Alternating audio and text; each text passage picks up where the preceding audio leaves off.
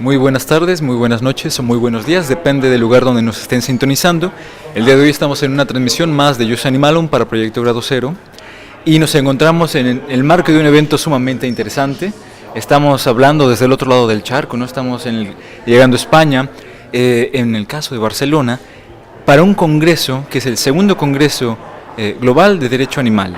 En esta ocasión nos hemos encontrado un colega colombiano que ha venido también, no como ponente, pero que ha venido a participar activamente con algunas preguntas, ¿no? Escuchando algunas cuestiones, y ha sido una muy grata sorpresa porque ha habido un texto que se ha editado en el 2007-2008 que se llama Derecho de los Animales, pero es una obra que ha sido una obra jurídica de las pocas obras que yo he podido encontrar que se hayan realizado en América Latina, y me ha comentado que es justamente parte de su trabajo de investigación de tesis.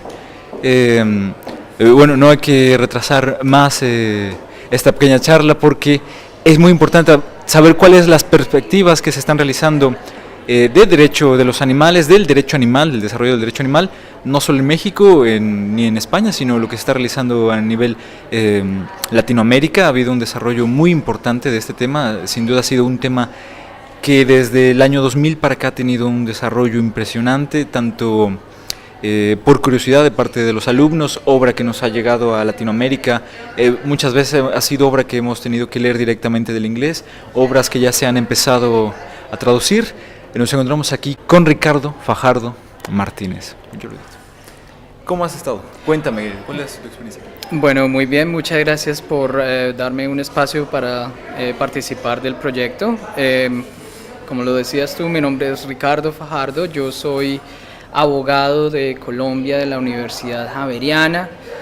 Actualmente me desempeño como jefe de promoción de políticas de World Animal Protection, una entidad de protección animal basada en Londres y con oficinas en 17 países.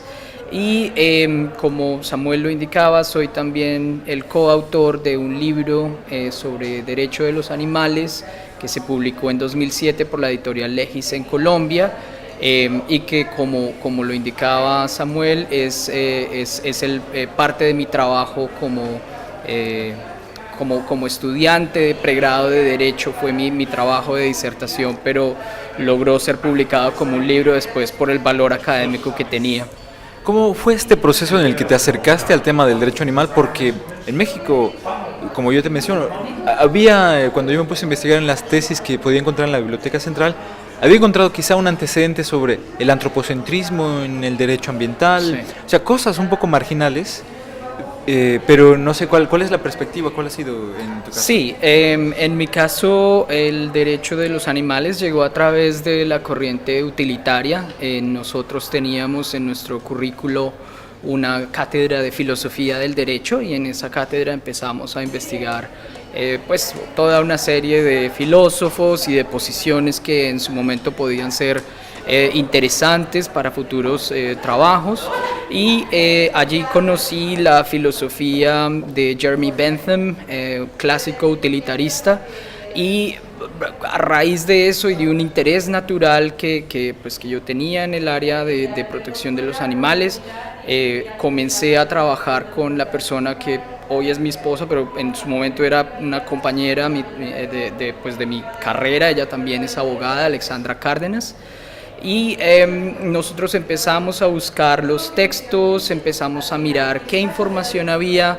La literatura en español para el tema de derecho de los animales es bastante pobre, es muy limitada.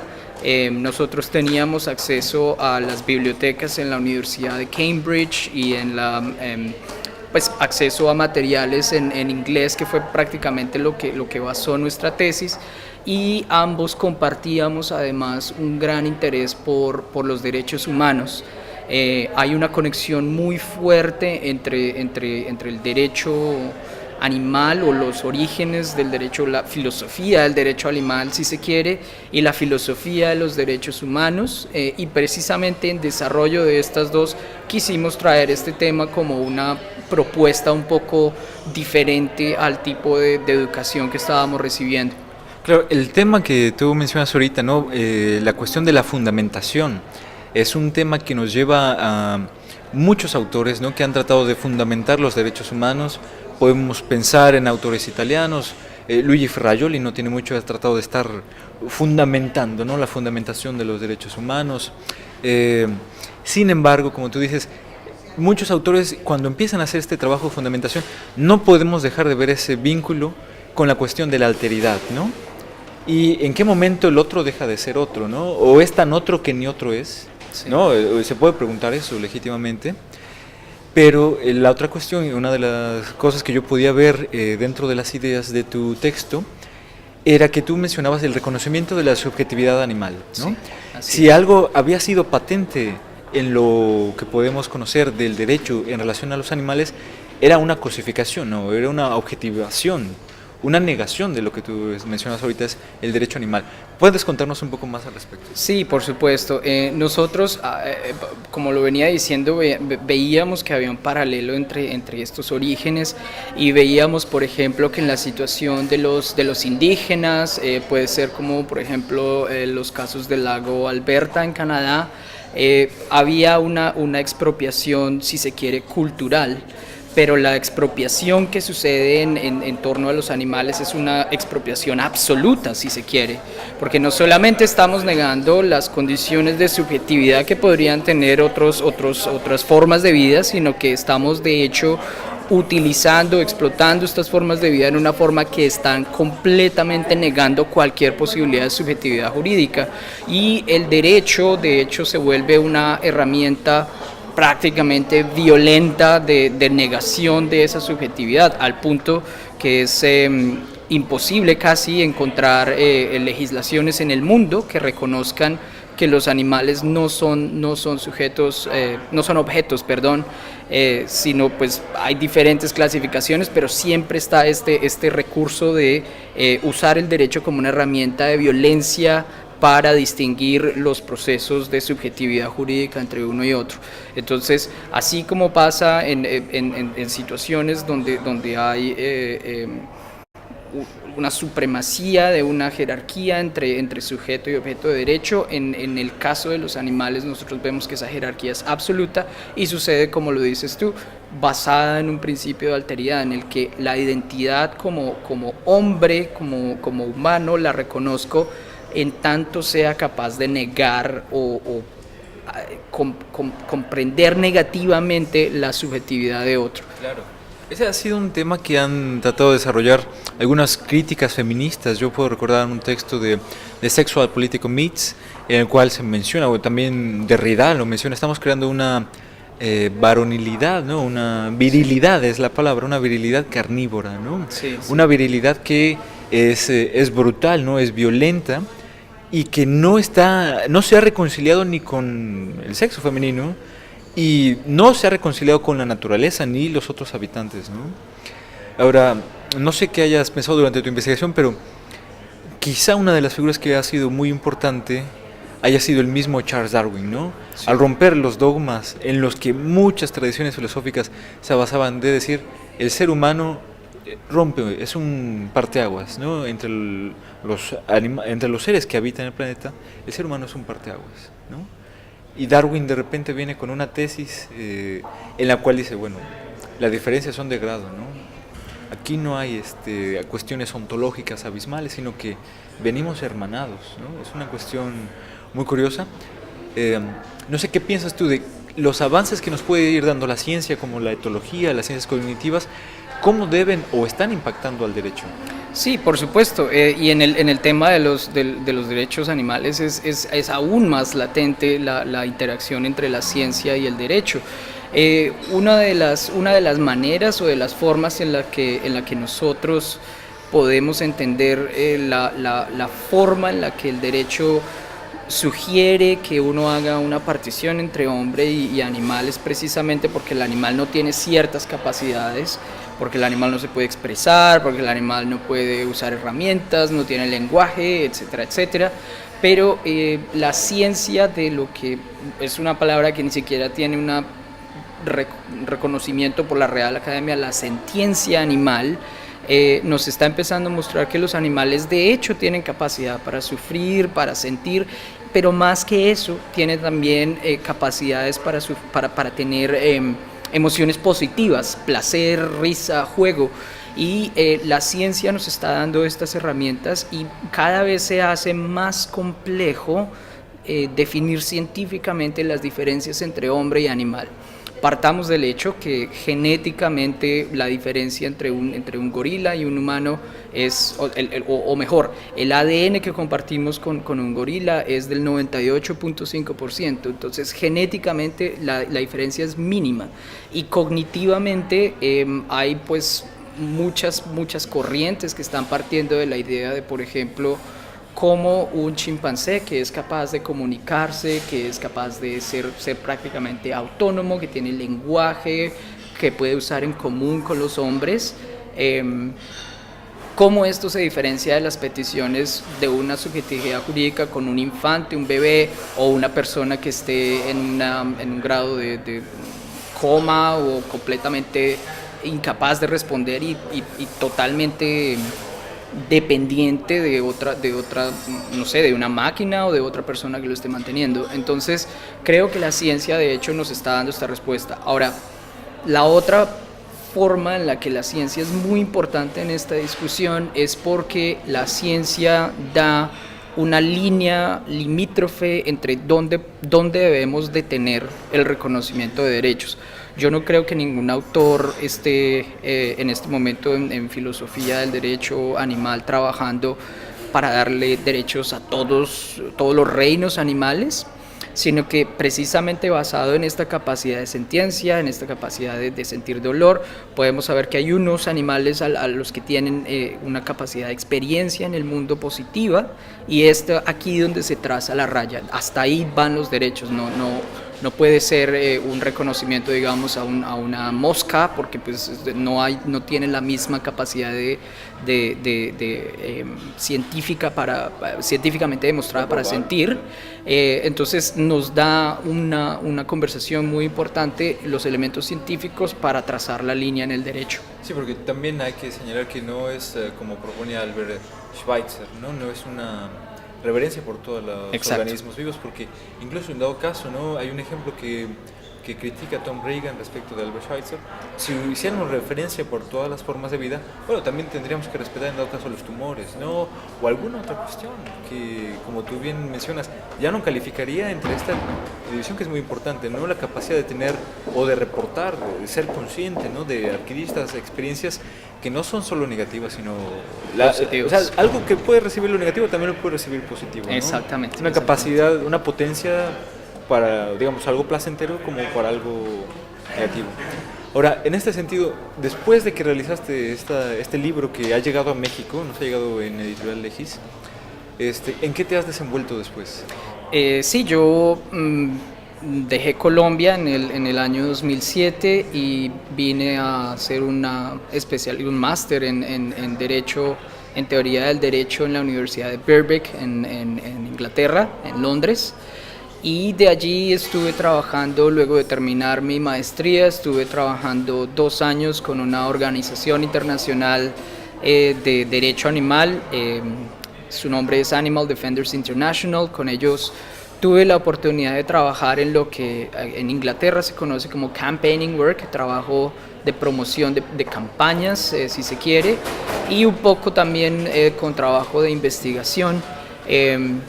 En esta organización estuve durante 2 años y tuve la oportunidad de hacer cabildeo o lobby en diferentes países de Sudamérica y en el Reino Unido también, un poquito también en los Estados Unidos, sobre todo en la promoción de legislación para eliminar el uso de animales salvajes en los circos.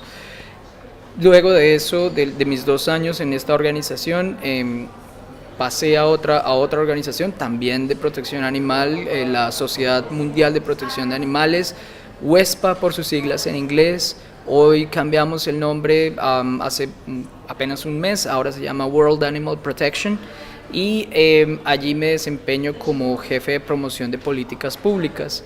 Tengo varios proyectos políticos digamos, de raíz global a mi cargo y pues estoy desarrollando dichas iniciativas para tratar de promover el bienestar animal a nivel mundial. En esta cuestión quizás sea muy importante señalar, ¿no?, que hay algunas diferencias conceptuales entre lo que podemos entender como derecho animal, derecho del bienestar animal, ¿no? Sí. Y derecho de los animales incluso. Ahora, hay algo que tú me mencionas, ¿no? La UESPA generalmente se había venido buscando que se llevaran a cabo realmente prácticas, ¿no?, de bienestar animal, Sí. ¿no?, y que se propusiera mejoras de derecho del bienestar animal. Ahora con este cambio que han hecho quizá de nombre, ¿tú piensas que vayan a ir reformulándose, vayan a ir, o sobre qué áreas piensan ahora estar trabajando más?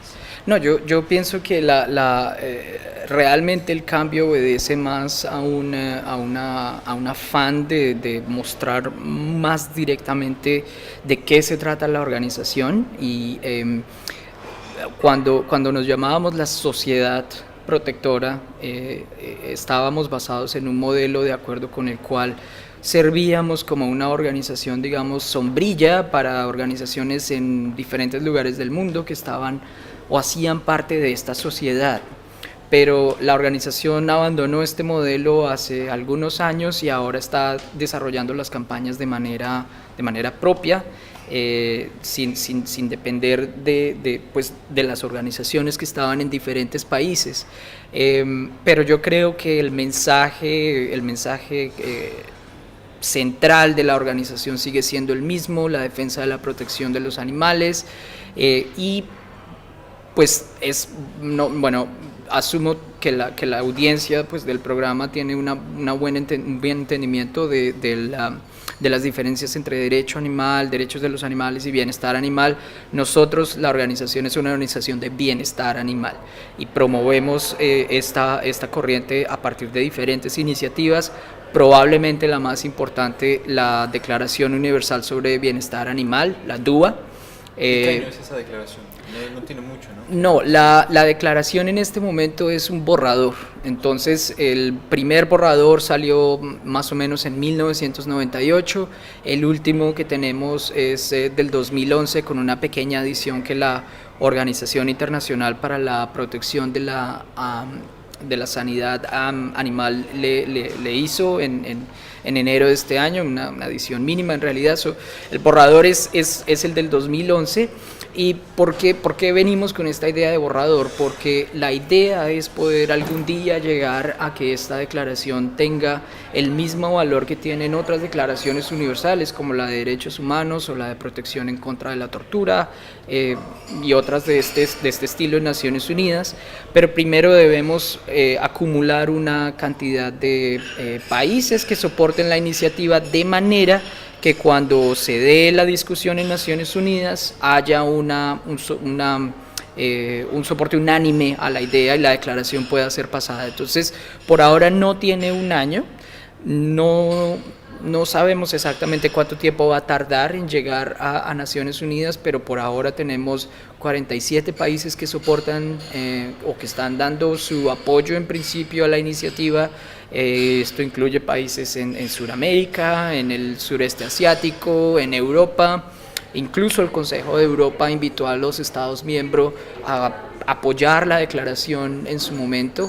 Entonces nosotros creemos que vamos por el buen camino y sería la primera declaración de su tipo, la primera vez que de manera internacional hay una guía de protección animal en la que los países se pueden basar para producir otra legislación o para empezar a reconocer conceptos como la sentencia y demás. Claro, este proyecto que estás mencionando puede servir como una cuestión marco, ¿no?, para poder ahí tomar conceptos, para poder ahí estar buscando actualizar ciertas legislaciones. Yo personalmente no he tenido la oportunidad de leer esta declaración, pero ¿sobre qué área se manifiesta?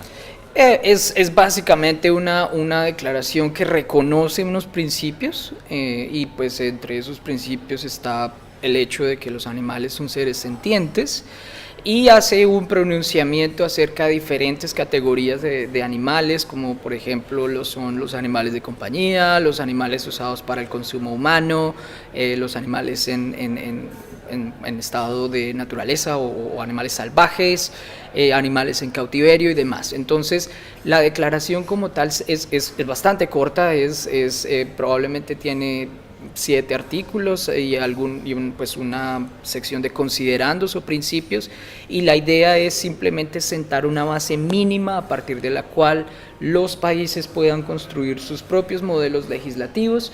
Si nosotros lográsemos que esta declaración saliera adelante y los países comenzaran a tomar esta declaración como modelo para sus propios sistemas legislativos, podríamos empezar a soñar con países reconociendo sentencia a nivel legislativo, países protegiendo un deber verdadero de cuidado con los animales de compañía, mejores prácticas en los animales de granja y demás. Sin duda que es interesante, ¿no? Esta cuestión de que, como lo hemos escuchado ya en algunas conferencias el día de hoy, hay un par de países, quizás sean 3, donde ya se ha hablado, ¿no? De que hay primero una definición negativa, pero se ha hablado que los animales son seres dotados de sensibilidad, ¿no? Seres dotados de sintiencia. De hecho, se nos ha mencionado también el día de hoy que en el caso de Europa, que parece ser que es quien trae una legislación, ¿no? Más pues más adelantada al tema del bienestar animal, o sea, ha reconocido justamente estos aspectos, ¿no? Yo pienso que podríamos estar pensando que en algunos años estemos viendo, ¿no? Vislumbrando realmente el momento en que emerja, ya Peter Singer lo había mencionado en algún artículo, la globalización, ¿no? Del bienestar animal. Podemos estar realmente una cuestión homogénea que invite al diálogo intercultural, ¿no? Porque la cuestión también tiene reticencia, ¿no? En cuanto se trata cuando está tratando el tema de qué pasa cuando hay algunas minorías o pueden ser mayorías, ¿no? Que tienen formas particulares, ¿no? Formas rituales de poder tomar la vida de un animal. ¿Qué pasa cuando hay prácticas que se apela que son prácticas culturales? ¿Cómo va a entrar en diálogo? Es una cuestión muy interesante, ¿no? Es uno de los retos, ¿cómo va a entrar en diálogo estas propuestas del bienestar animal en un diálogo intercultural? Porque podemos ir desde un punto de vista, ¿no? Una tradición occidental, pues nos abrimos más fácilmente, ¿no? Epistémicamente estamos un poco más abiertos a esto, pero ¿qué pasaría con estas otras cuestiones, ¿no? Grupos indígenas, algunos otros. Sí, precisamente por eso la idea que nosotros tenemos no es una carta de derechos como tal, sino más una declaración de principios. Ello nos permite movernos con mayor flexibilidad en los casos en los que la tradición cultural de un determinado país está, pues, contradicción sería una palabra muy fuerte, pero probablemente sería muy difícil darle una aplicación completa al principio por el nivel cultural o por las tradiciones que se observen en dicho país. Yo veo, por ejemplo, como tú lo mencionabas, la legislación europea, por ejemplo, provee un ejemplo muy bueno. El artículo 13 del Tratado de Lisboa es un hito para los animalistas, ya que este artículo nos dice que los Estados miembros, al formular políticas en diferentes áreas, deben tener en cuenta el bienestar animal, dado que los animales son seres sentientes, pero el artículo es muy cuidadoso al decir que eso será respetando las tradiciones culturales de cada país, en los que pueden entrar aspectos religiosos como el sacrificio ritual de carne para la tradición judía o para la tradición musulmana. Entonces, precisamente por esto es que nosotros no podríamos imponer una visión desde lo que podría ser como el este democrático del mundo, sino más una declaración de principios generales a partir de los cuales cada país puede desarrollar en mayor o menor medida. Pero en cuanto tengamos una base mínima, al menos sabemos desde dónde podemos construir y qué podemos mejorar. En este momento eso no existe. Pues bueno, ha sido un placer poder contar contigo aquí en este programa. Sabes que esta es tu casa, nosotros vamos a estar pues invitando a toda la audiencia que estén sintonizando este y otros programas que vamos a estar subiendo en próximos días. No se olviden entrar a nuestra página de Podomatic en www.proyectogrado0.podomatic.com. Los invitamos de la misma manera que nos busquen en iTunes. Si nos están escuchando, también pueden ver este video dentro de nuestro canal de YouTube.